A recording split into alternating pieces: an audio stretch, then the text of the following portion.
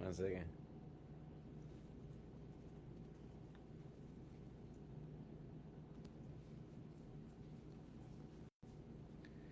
Ayan na!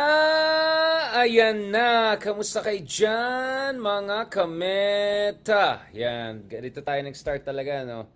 Um, hindi, eto, I'll let on some secret.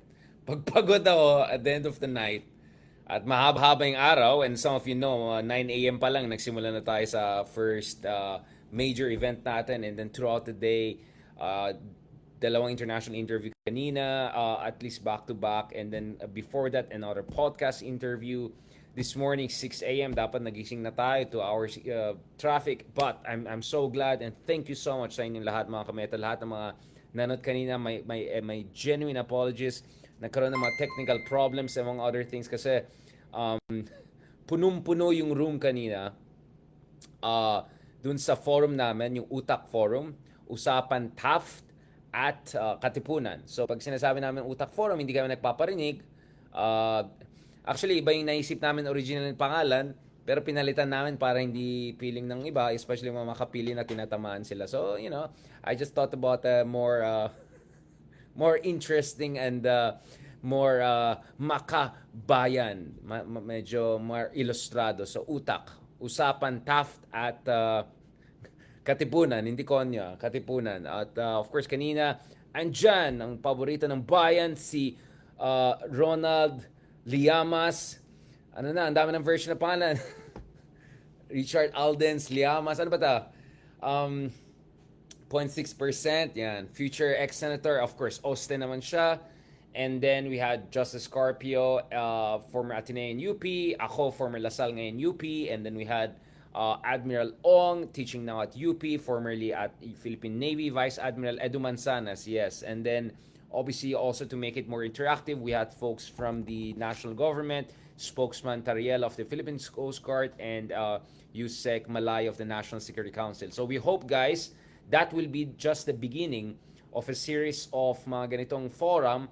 At yung forum namin, guys, kung pansin nyo, hindi siya katulad ng iba.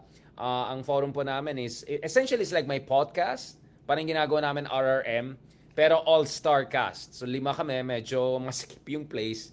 Kung makita niyo mga pictures kanina, grabe, punong-puno na. Like, entire media was there, national, international media. And tumagal ng 2.5 hours, almost 3 hours yung discussion namin.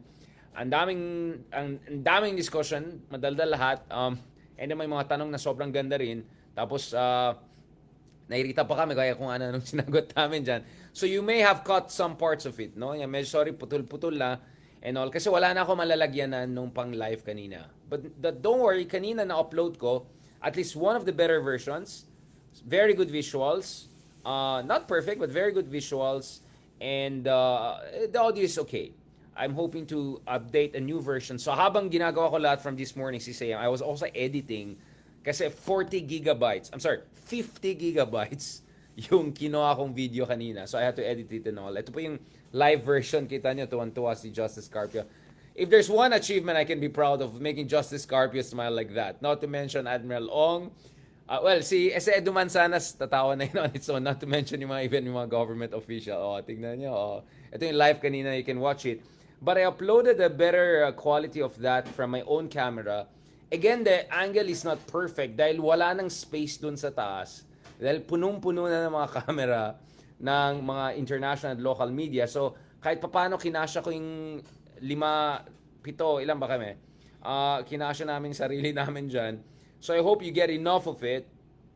And I hope you appreciate. So, kaka-upload na lang yan sa vlog ko ngayon. You can check it out. The first episode ng Utak Forum. Obviously, this is about West Philippine Sea. It's about foreign policy. It's about the Philippine first foreign policy. As I said, ibang usapan na yung mga domestic politics issue.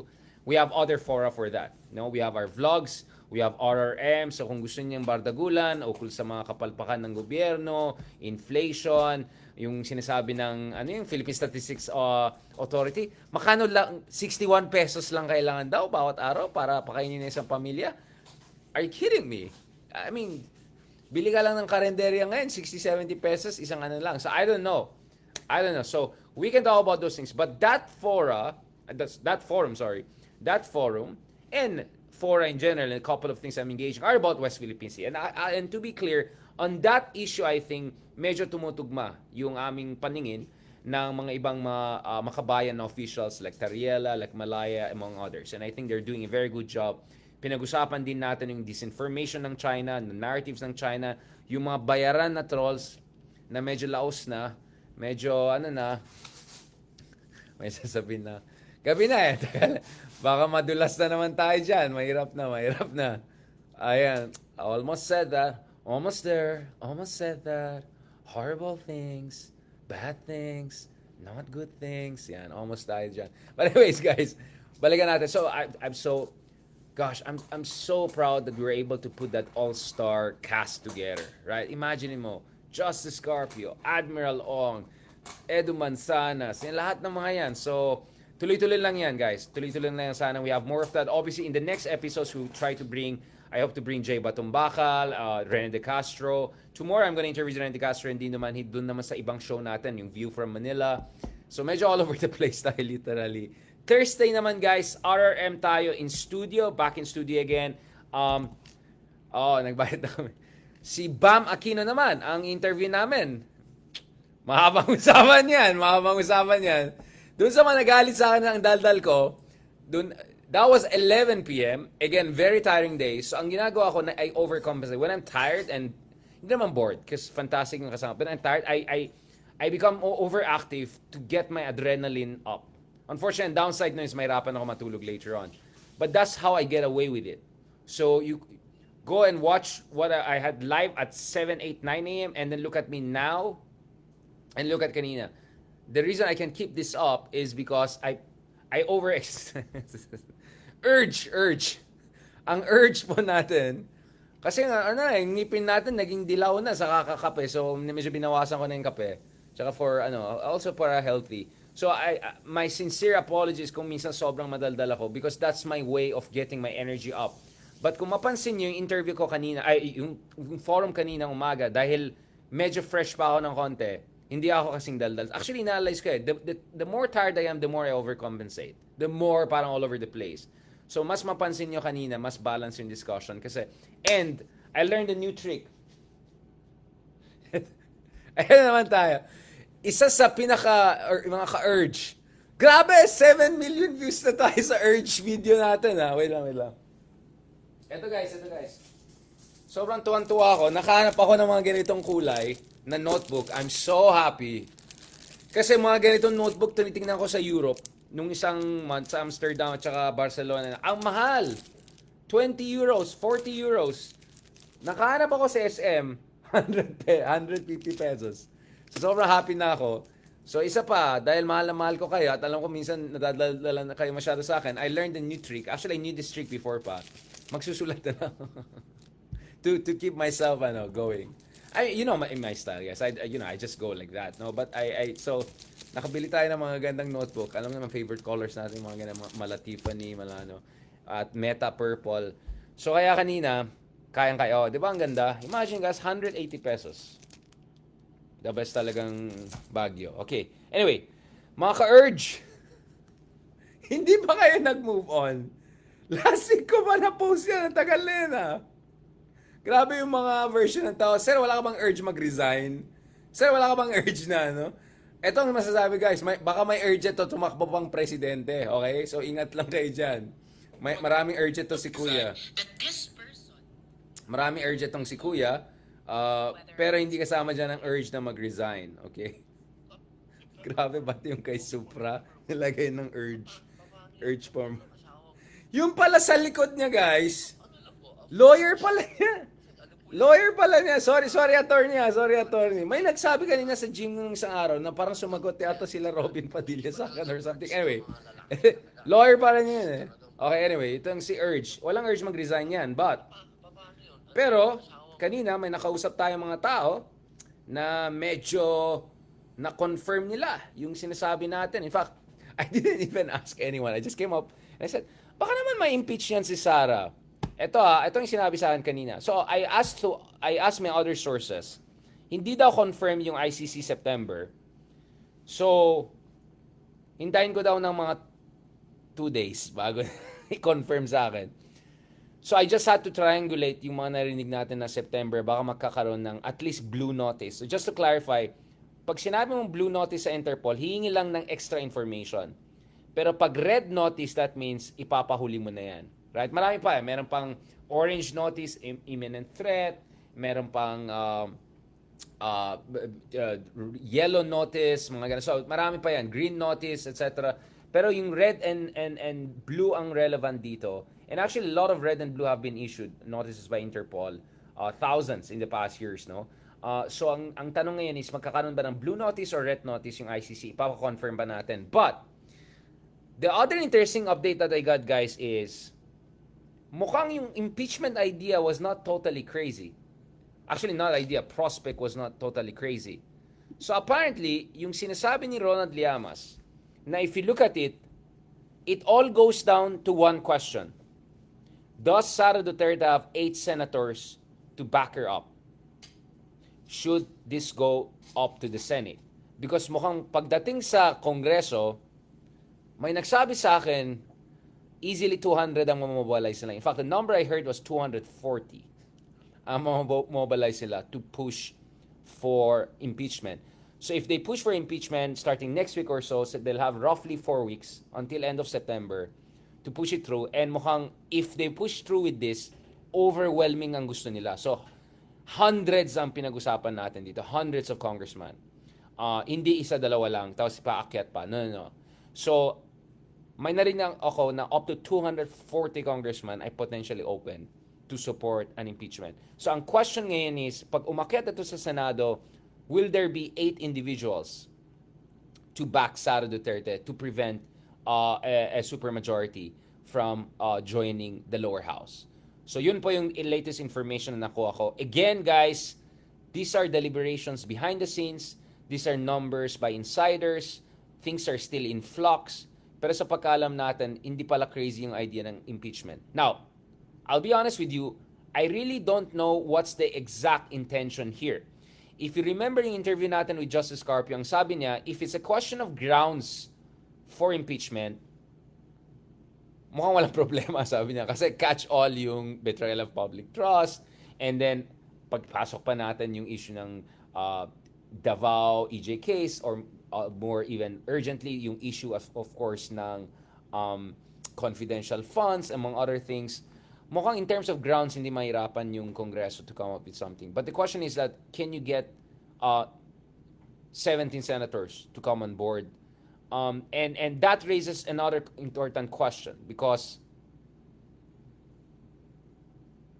who will move up? Ang isang suggestion na rinig ko, sana si Angara na lang nagstay at siyang pinamove up sa vice presidency. Kasi if you want someone to move up for vice presidency, i-appoint kasi ng president yan. Hindi automatic na Senate president ang magte-take over or hindi rin automatic na Speaker of the House. If the president is gonna appoint an interim vice president or a replacement, siguro ito yung tao na hindi masyadong ambisyoso at saka isa itong tao na komportableng presidente at reliable. So anyway, wala na si Angara, nasa Department of Education na siya. So let's look at it. So the question is, will there be 8 senators who will not support it for different reasons? I think there are many reasons for a number of senators to go against it. Kasama dyan is, siguro sabihin nung iba, paano kung hindi mag-succeed ng impeachment na yan, mamaya mag-boomerang yan sa amin. The other one would be, okay, I see the argument, but baka maging mukhang biktima lalo si Sara, baka lalong tumulong ito kila Sara, and baka makahabol sila in terms of their numbers. Right? So I think those are the kind of discussions we're looking at. But the argument kasi is, pag umabot pa ito after elections, baka malabo na. So kung may chance talaga to push for impeachment, ngayon yon, dahil especially mga re-electionist na senador, alam mo naman, they want to be on the good side of these elections. Meaning, dun sa side na may resources, may machinery, etc. So if there's a question of leverage, ang leverage pa ay meron ngayon. Baka after elections, wala na. At baka by 2026, medyo papuntang lame duck na si BBM, especially kung BBM cannot find a viable successor na sobrang loyal sa kanya and all. The successor we're hearing from, aside from Sara for 2028, are Raffy Tulfo. Raffy Tulfo is his own guy. Lenny Robredo is still being mentioned, potentially running for 2020, especially if she builds momentum back again strongly. May bagong pelikula na naman, di ba? And if as a mayor of Naga, Naga naman is very successful, very well developed. So if Lenny does some tweaking here and there and proper, essentially communications and all, I think easily that could be a basis for her to run. And then Risa is also in the wings. She could also be the standard bearer if Lenny is not more than 7-8% come surveys in 2026, 2027. So, nasaan na yung mga gusto ni BBM potentially? Wala doon sa tatlo na yan. Sa apat na yan. So, medyo mahirapan talaga si BBM. So, if the administration wants to push ahead with an impeachment, now is the best time. And they have at least around 4 weeks before September 30 to get this through. So, mahabang usapan yan. Now, remember I said, I'm not saying I'm correcting myself, but I'm saying I'm open to alternative perspective. Kasi initially sabi ko, ang precedence ng impeachment na hindi ganun kaganda sa Pilipinas because kung titignan mo kay ERAP, wala.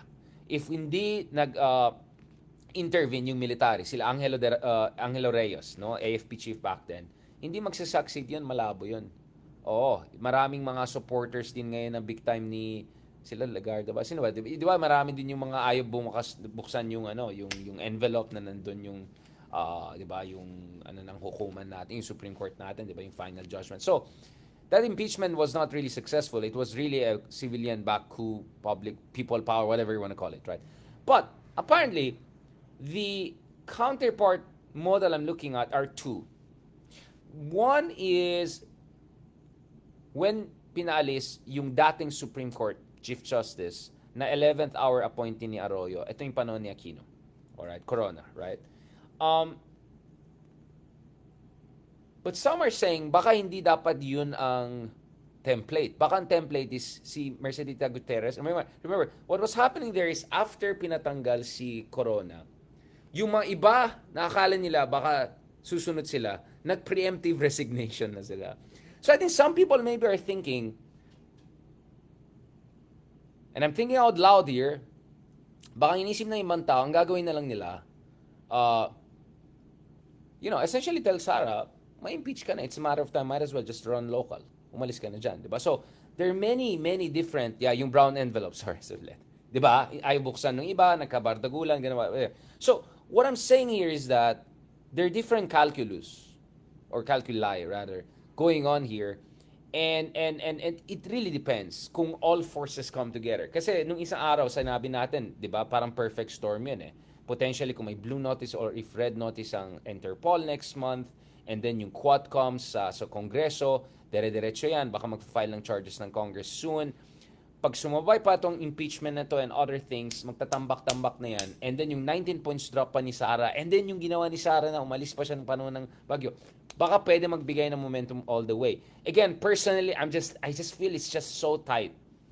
September 3rd, and then first week of October, wala na. Completely the conversation is about midterm elections. So baka yung ibang senador mag-alanganin. But I won't be surprised sa Kongreso you can easily get 100 or 200 even, right? So I don't find the idea of up to 240 congressmen being open totally crazy. But then again, useless naman yan kung Kongreso lang yan eh.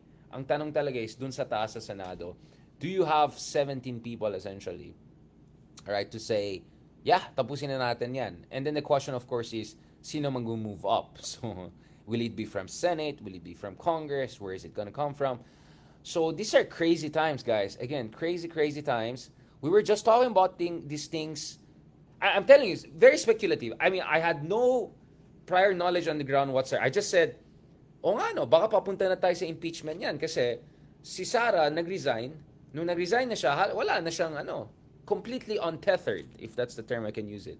Unburdened by what has been, di ba?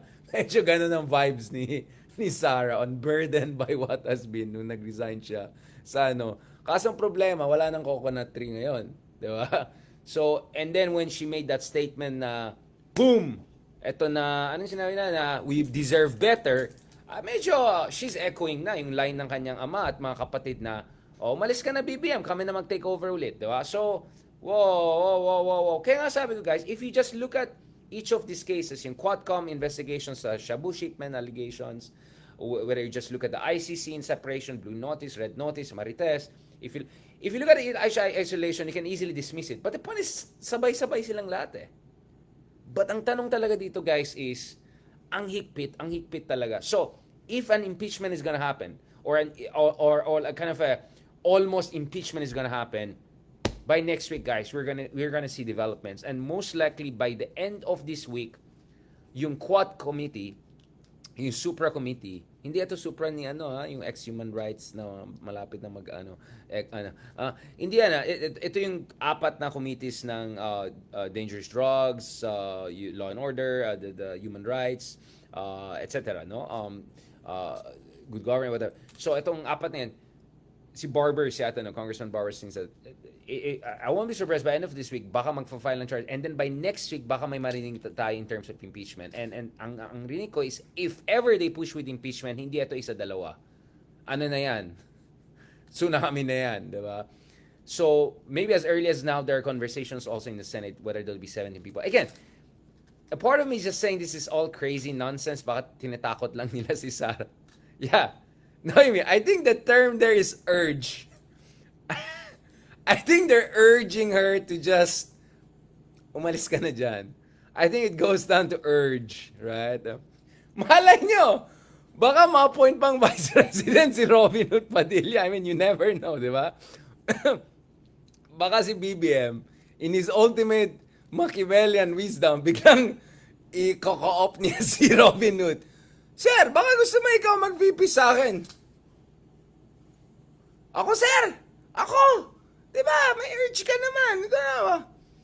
Pero si sige na nga. Diba? Baka magaya na mangyayari yan, diba? Grabe yun. Pag yun ang mangyaring unity, mako-op si Mr. Urge.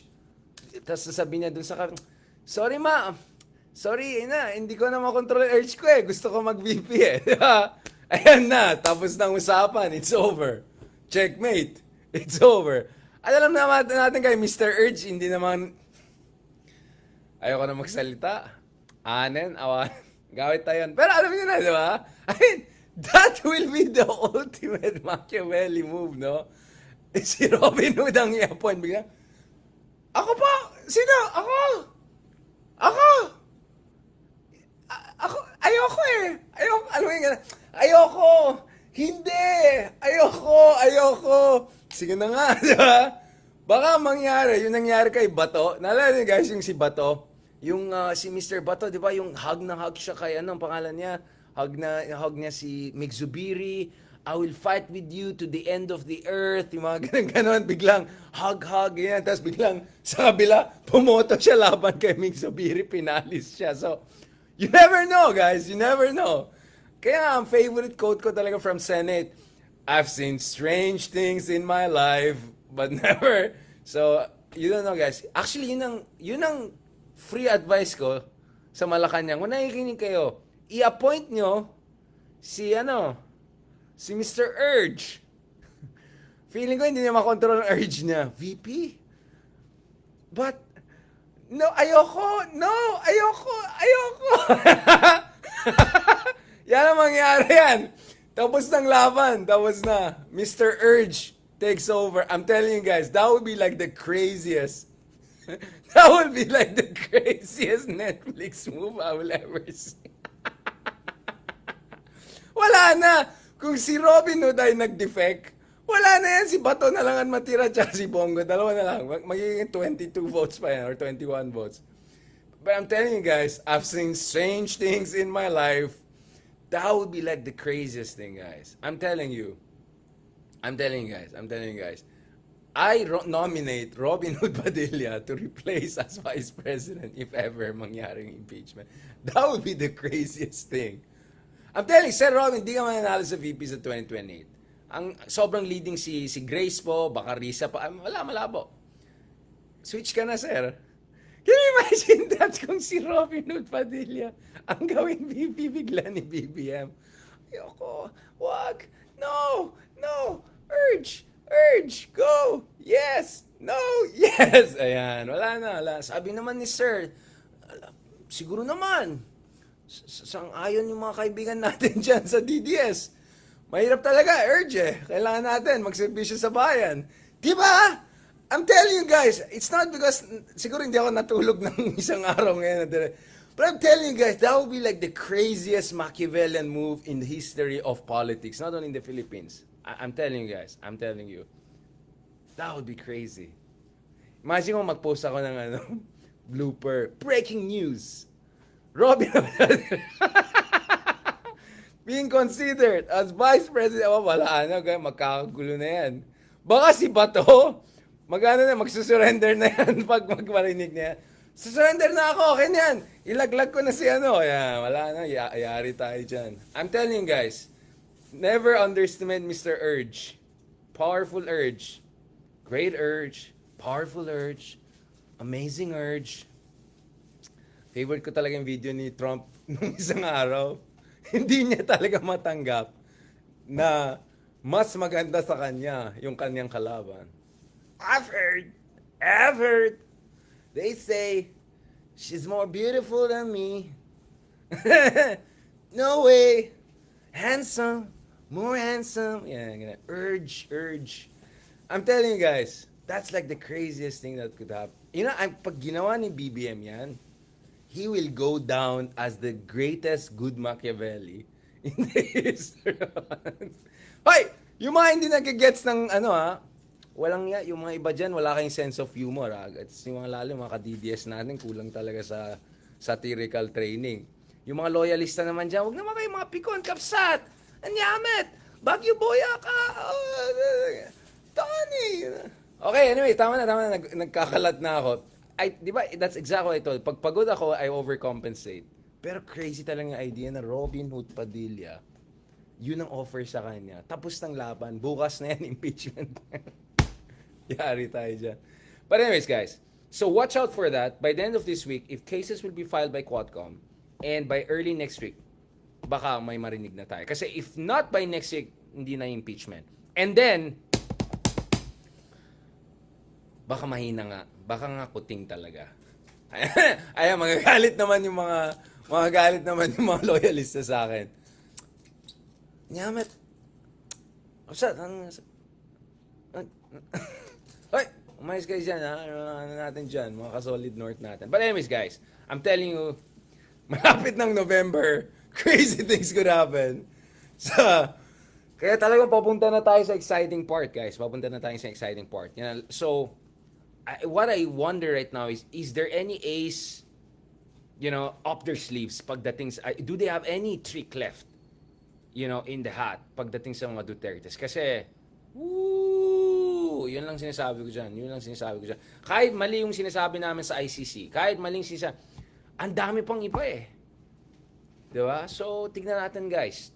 And, wala pa yung aspeto ng mga Nograleses. Mukhang, let's go for G. Olympics vibes na yata yung mga iba dyan. So, I'm telling you guys, ilan views na tayo? Share nyo guys, para abot tayo ng 10 million. Never tayo nag 10 million sa Facebook. Naka-few millions na tayo. But this is like crazy. Dahil dyan, sir. Dahil dyan sa Urge video mo na yan. Guys, ang Urge po ay ERJJJ. Urge. Baka naman, di ba? Imagine mo 7 million views na tayo, guys. This is crazy. This is crazy. I'm telling you, we should, yun na lang yung over ng VP tapos ng laban. Tapos na, ito. Guys, grabe. Ano lang po, of Urge. Urge. ERJJ. 7 million. Of Urge. 7 million views na tayo, guys. Share nyo pa yan. Siguro naman, sasang-ayon naman sa akin ng... Siguro naman, sir. Sangayon ka rin sa akin. Baka naman, di ba? May iba talagang urge ang mga lalaki talaga.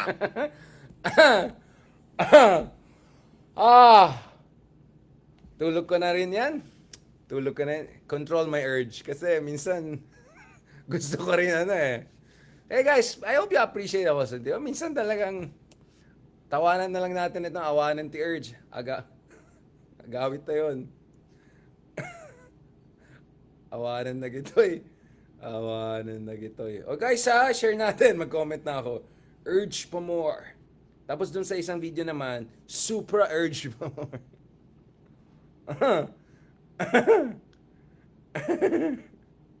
Share nyo na para 10 million tayo. Gusto ko naman pagising natin, guys. Naka 10 million na tayo. Baka malapit na tayo dun sa number of votes kay Mr. Urge. I'm telling you guys, walang urge to resign yan. But you never know. Baka pag in-offer ng may urge to move up. You never know. No, you never know. Again, on that note, thank you very much, guys. Pasensya na kung naging comedy time na naman ito. But I hope people understand. You want to see serious stuff. You can look at my writings. Look at my interview with international media. There was just one with Al Jazeera now. You can check it. You want serious stuff, you can watch that. And you know what? Maraming matalino who can do serious stuff. Now, of course, there are levels. But the true measure of dexterity, diba? There's the Fitzgerald first doctrine, which is a true measure of a great mind is to have two contradictory ideas in your mind at once and not go crazy. I would add an addendum. A true measure of a great mind is the ability to change levels, right? Go from comedy to serious and all of that, but maybe not too much. Baka mag-Kamala laugh na tayo. Ha ha ha ha. Uy, mukhang malaking chance ni Kamala. I told you guys, this will go down to vice presidents. Vice presidents don't win elections, they lose elections. J.D. Vance has been a complete disaster, and Team Walz, Coach Walz is doing very, very well. At least if you look at the numbers, competitive sa Sun Belts, competitive sa Rust Belts. Wow. Trump is in trouble. Trump is in trouble. Wait lang, ano ba yung gusto kong pakita? Ito. So guys, na-upload ko na pala itong ito yung series 1. So dito na guys yung higher quality. 50 gigabytes yan, na-process ko yun kanina. Ay. 50 gigabytes. So ito yan. So better, the audio is not perfect, but so this is at least better visuals. There's an ABS-CBN version, but hindi ganun kalinaw. Ito mas malinaw eh. So ito na yung all-star natin. Oh. So if you want to see a serious part of us, this is the stuff we do, right? But you want to have fun, come to my vlog. That's what we do, Anga. Alright.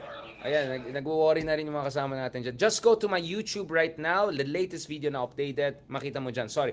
Ang laki kasi ng file. Alright. So kaya na-upload lang kanina. Actually, this is just the converted version. Okay, yeah, itutulog. Matulog na rin ako. Tama na yung urge na yan. Yan ako na itong urge na to. Let's control our urges, guys. Okay? But I'm telling you guys, that was a crazy idea. Feeling ko, pag in-offeran mo. Okay, wag na. Baka na naman, sasabihin na, si Darian naman may pakanan. Si Darian naman, wala akong alam dyan, ha? Si Ronald Llamas ang tanungin nyo. Thank you very much. God bless. Thank you. Please continue to support us on different channels. Malapit na tayo mag 100k followers dito sa YouTube. Continue lang. Please follow us. Libre lang mag-follow. Libre lang mag-subscribe. Super libre lang mag-share and suggest. So, if they're Filipino-Americans, Filipinos, Filipino whatever around the world, if they're looking for a channel where you get full range of options, you can satisfy all sorts of intellectual urges, right? You come to our channel. We have comedy, we have serious. This is like a Dostoevsky, right? This is like all ranges of emotions are there, right? So, ganyan po yung level ng natin, no? This is like a novela. That's what we do here. So Thursday, RRM with Bam Aquino. Please continue to support us. Kasi, nagaduti, turugan, kapsat, damdama. And of course, if you have serious stuff, you look at my interviews with, just over the past week, check my interview with Ambassador Romualdez, Professor Dr. Walden Bello, Congressman Bello, people from very different school of thought, but very interesting discussions with both of them. That's what we do that's what we do here in our channel. We can talk people from left to right, literally across the political spectrum. All right, that's what we can do here.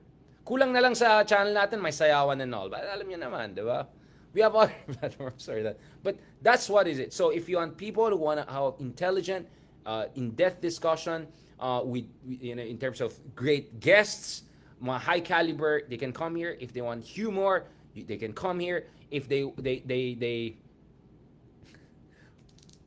okay, tama na. Baka madulas na naman tayo. If they want bloopers, all right, everything.